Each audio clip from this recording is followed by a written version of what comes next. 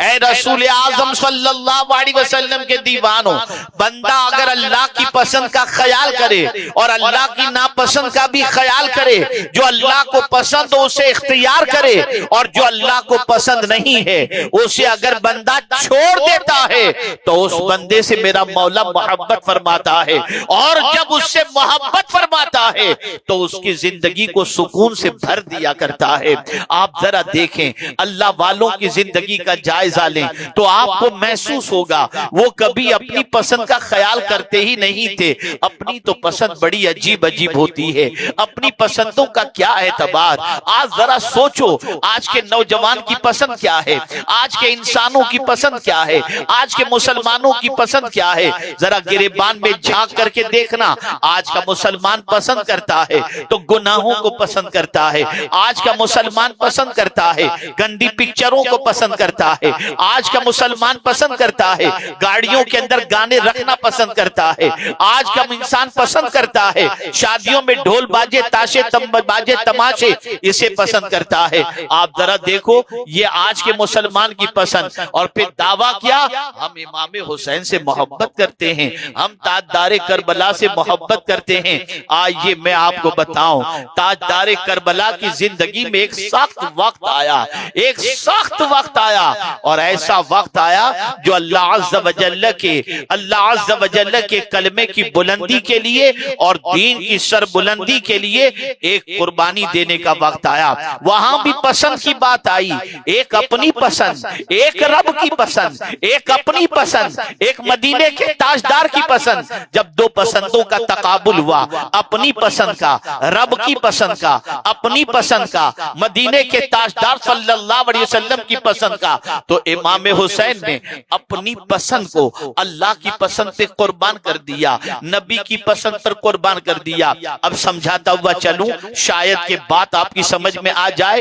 میں آپ سے پوچھنا چاہتا ہوں، کسی بھی مسلمان سے پوچھو تمہاری پسند اور تمنا کیا ہے، وہ مسلمان کہے گا مدینہ جانا چاہتا ہوں، مدینہ میری پسند ہے، مدینے کی زیارت نصیب ہو جائے، مدینے کی حاضری نصیب ہو جائے۔ اور پھر یہی بندہ اگر مدینے پہنچ گیا تو مدینے جانے کے بعد صرف ایک ہفتہ رکا، 4 دن رکا، 1 مہینہ رکا، 1.5 مہینہ رکا، لیکن جب مدینے سے نکلتا ہے تو گنبد خضرا کو تکتا ہوا، روتا ہوا، بلکتا ہوا، تڑپتا ہوا وہاں سے نکلتا ہے اور کہتا ہوا نکلتا ہے حضور یہ میری آخری حاضری نہ ہو، مجھے بار بار یہاں کی حاضری نصیب ہو، آخری وقت مدینے میں 2 گز زمین نصیب ہو۔ یہ میری بھی پسند ہوگی، آپ کی بھی پسند ہے، یہ سب کی پسند نظر آتی ہے۔ میں اب آپ سے پوچھنا چاہتا ہوں، امام حسین تو مدینے میں پلے، امام حسین مدینے میں بڑے ہوئے، امام حسین نے مدینے میں رسول اعظم صلی اللہ علیہ وسلم کا دست کرم پکڑ کر اور تھام کر مدینے کی گلیوں میں چلے۔ یہ وہی تو مدینہ ہے جس مدینے کے اندر موجود مسجد نبوی شریف میں جب امام حسین تشریف لاتے تو سرکار منبر سے اتر کر ان کو اٹھا لیا کرتے۔ یہ وہی تو مسجد نبوی شریف ہے جہاں پر امام حسین سرکار کی بارگاہ میں حاضر ہوتے اور آقا سجدے میں ہوتے۔ امام حسین رضی اللہ تعالیٰ عنہ اگر حضور پر سوار ہو جاتے سرکار سجدے کو طویل کر لیتے۔ میں آپ سے پوچھنا چاہتا ہوں، مدینہ میری بھی پسند ہے، مدینہ آپ کی بھی پسند ہے، اور جس کی زندگی کا بیشتر حصہ مدینے کے اندر گزرا ہو وہ امام حسین، ان کی بھی پسند مدینہ ہی تو تھی، لیکن ایک وقت آ گیا کہ اے حسین یا تو مدینے میں رہو یا کربلا جا کر میرا دین بچاؤ۔ امام حسین نے سوچا مدینے میں رہنا میری پسند ہے اور کربلا میں جا کر دین کو بچانا یہ میرے خدا کی اور نبی کی پسند ہے۔ حسین نے اپنی پسند کو جب قربان کر کے کربلا کے اندر اللہ اور اس کے رسول کی پسند کا خیال کیا، صدیاں گزر گئی، حسین کل بھی زندہ تھے اور آج بھی زندہ ہیں۔ آج ہم سے بہت زیادہ قربانی نہیں طلب کی جاتی، ہم پوری زندگی اللہ کی ناپسند چیزوں کے اندر گزارتے ہیں۔ گانے کی آواز اللہ کو ناپسند، میوزک کی آواز اللہ کو ناپسند، غیبت اللہ کو ناپسند، چغلی اللہ کو ناپسند، یہ ساری چیزیں اللہ کو ناپسند ہیں. کبھی ہم نے سوچا کہ ان ناپسند چیزوں سے اپنا رشتہ توڑ دیں؟ نہیں. بلکہ لمبے سفر کے لیے اگر گاڑی لے کر جاتے ہیں تو اس میں بھی میوزک کی فکر رکھتے ہیں اور کہتے ہیں اگر یہ گانے نہیں چلیں گے تو نیند آ جائے. گاڑی میں گانے، کچن میں گانے، بیڈ روم کے اندر گانے، ہر جگہ گانے. یہ آواز میرے رب کو ناپسند ہے. جب یہ حدیث میری نظر سے گزری جس میں آقا کریم صلی اللہ علیہ وسلم نے ارشاد فرمایا دو آوازیں اللہ کو ناپسند ہیں، ایک گانے کی آواز اور ایک نوحے کی آواز.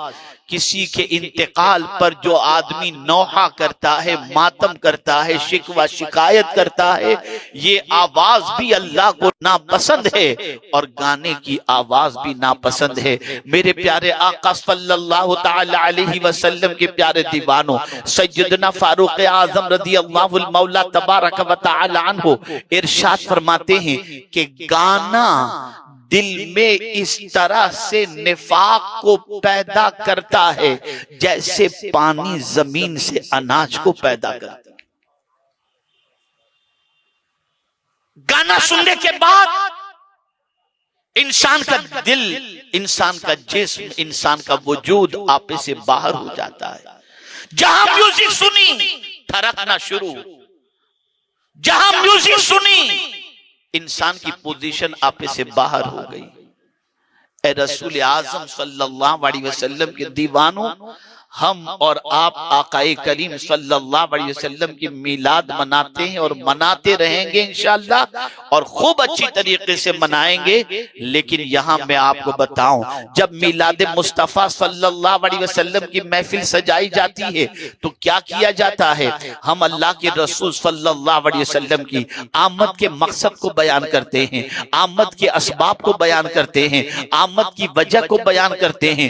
حضور اس لیے آئے، حضور تزکیے کے لیے آئے، حضور کتاب و حکمت کی تعلیم دینے آئے، حضور رحمت للعالمین بن کر کے آئے، حضور بشیر و نذیر بن کر کے آئے صلی اللہ علیہ وسلم. یہ ساری چیزیں ہم پیش کرتے ہیں. میں آپ کو حضور کی آمد کا ایک اور مقصد بھی آج آپ کے سامنے بتا دوں، اور پھر میں آپ سے پوچھوں اے رسول اعظم کی میلاد منانے والوں، کبھی حضور صلی اللہ علیہ وسلم کی آمد کے اس مقصد کو بھی پیش نظر رکھا؟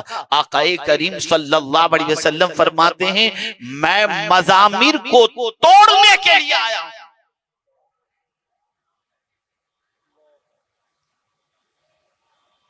میرے پیارے آقا صلی اللہ تعالی علیہ وسلم کے پیارے دیوانوں، جو لوگ گانے سننے کے عادی ہیں، میوزک سننے کے عادی ہیں، فرمایا گیا کل بروز قیامت ان کے کانوں میں جہنم کا پگھلایا ہوا سیسا ڈالا جائے گا.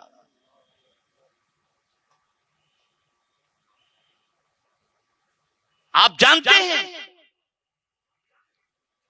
یہ گانوں کا سسٹم شروع کیوں کیا گیا؟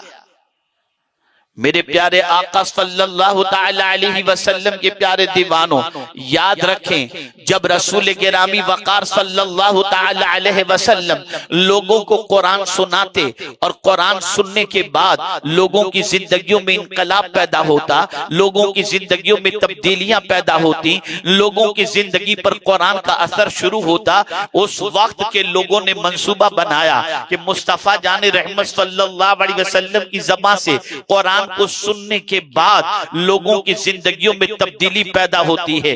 میں آپ سے پوچھنا چاہتا ہوں اے مسلمانوں، ذرا تم اپنے بارے میں سوچو، ذرا غور کرو کہ کیا قرآن سننا تمہیں پسند ہے؟ کیا قرآن کی آیتوں کا اثر دل پر ہوتا ہے؟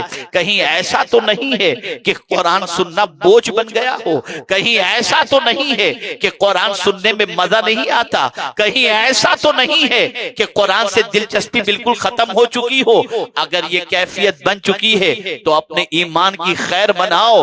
یاد رکھیں اب سینے میں ایمان جو ہے وہ ٹمٹماتے دیے کی طرح ہے. اگر قرآن سننے کے اندر دلچسپی نہیں ہے اور قرآن سننے پر طبیعت کے اندر بوجھ پیدا ہوتا ہے تو ڈرو.